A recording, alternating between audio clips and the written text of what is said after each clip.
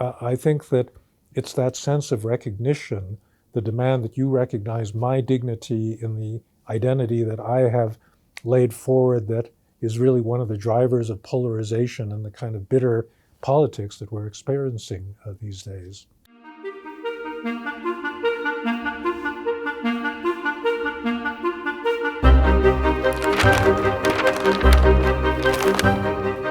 Policymakers.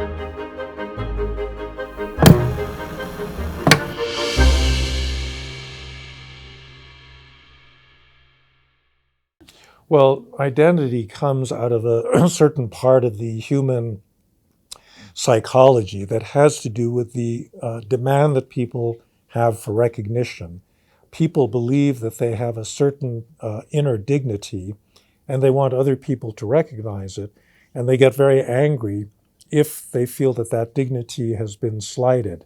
And that's really the origin of resentment. And a lot of our politics is really driven by resentment. So you think about Putin and why he invaded Ukraine. You know, he was terribly resentful that the Soviet Union broke up, that Ukraine left as a separate country. He felt that that impugned the dignity of this big Russia that, or the big Soviet Union that he thought he was a part of. And so his agenda has been to put that back together again.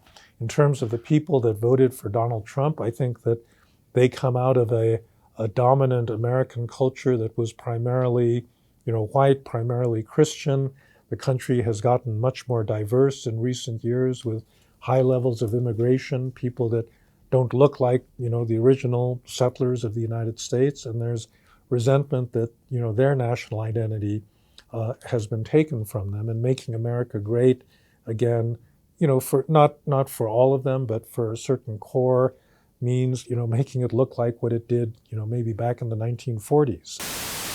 We will make America strong again.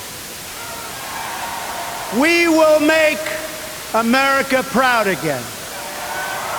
We will make America safe again. And we will make America great again. God bless you. Liberalism is under threat. Liberalism is a doctrine that tries to protect individual liberty by limiting the power of the state, by granting people rights and protecting those rights through a rule of law. And it's historically been associated both with individual freedom, but also with economic prosperity. But it's been challenged by many people on both the extreme right and the extreme left. The challenge coming from the right, I think, comes from people who feel that liberalism doesn't give them a strong enough sense of national identity, because liberalism is, really a doctrine about the universal dignity of all human beings, and people want to make America great again, or make Russia great again. On the left, I think there's a feeling that liberalism hasn't lived up to its promise of equality, because there are huge inequalities. And the market economy, the kind of globalized world we've been living in, has widened those inequalities in recent years. So they're impatient with a system that they blame for that. I think both of these complaints are, in a way, understandable, but they're fundamentally wrong.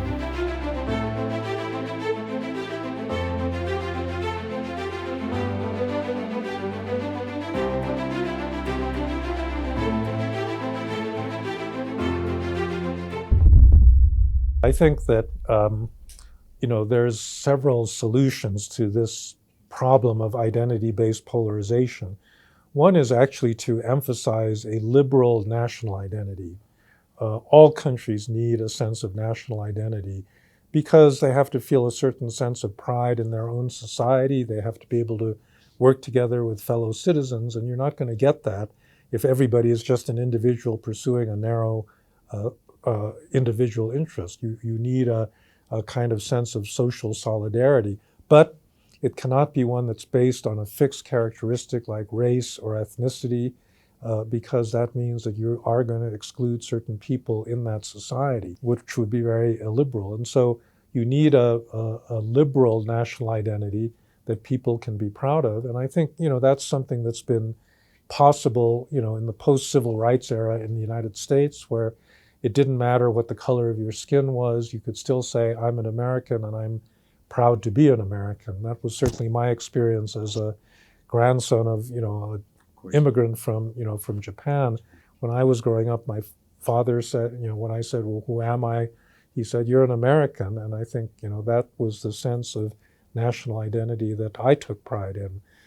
So that's one way of overcoming some of these divisions. I think ultimately it's a matter of politics. It's a matter of winning elections, of liberal people winning elections by offering voters something that is attractive that they're going to want to vote for, instead of these outsider grievance candidates that basically don't have a serious agenda. I don't think Trump had a serious way of solving any of the resentments that his voters were demanding. But he talked a good game, and he could feed on those resentments by constantly criticizing elites and saying that there's this global conspiracy without really having to offer an alternative. Policymakers, segunda temporada.